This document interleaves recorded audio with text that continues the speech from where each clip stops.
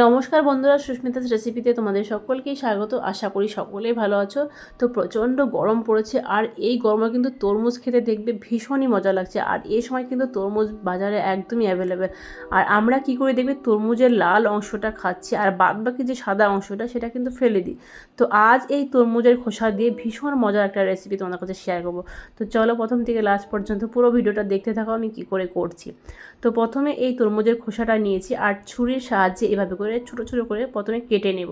আর এটা দা দিয়েও কাটতে পারো, যদি দা দিয়ে কাটো তাহলে পিছনের যে সবুজ অংশটা সেটা আগে প্রথমে ফেলে দিয়ে তারপরে কিন্তু এটা ছোটো ছোটো টুকরো করে কাটবে। তো আমি যেহেতু ছুরি দিয়ে করব, তো সেই জন্য প্রথমে সবুজ অংশটা এটা ফেলার দরকার নেই, কারণ অসুবিধেই হবে।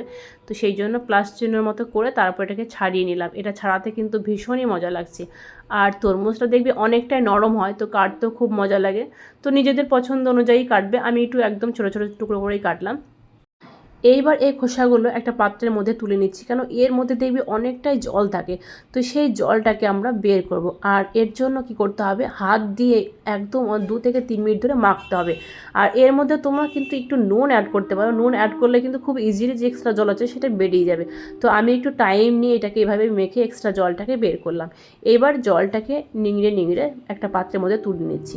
আর এই তরমুজের খোসাটা যখন কাটবে তার আগে খোসাটাকে প্রথমে ধুয়ে নিয়ে তারপরে কিন্তু কাটবে, কেন কি এখন কাটার পরে কিন্তু আর ধোয়া যাবে না, তাহলে সেই জলটা কিন্তু থেকেই যাবে।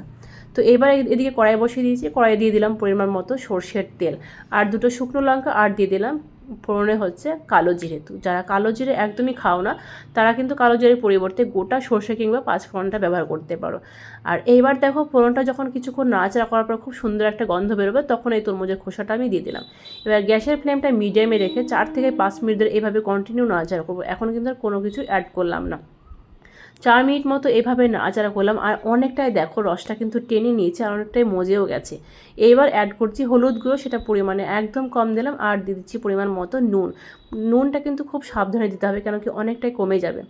আর দিয়ে দিলাম 2টো কাঁচা চেরা লঙ্কা। আর এটা তোমরা তোমাদের পছন্দ অনুযায়ী দেবে। আর এমনিতেই তরমুজ কিন্তু খেতে অনেকটাই মিষ্টি মিষ্টি হয়, তো একটু ঝাল হলে খেতে বেশ ভালো লাগে।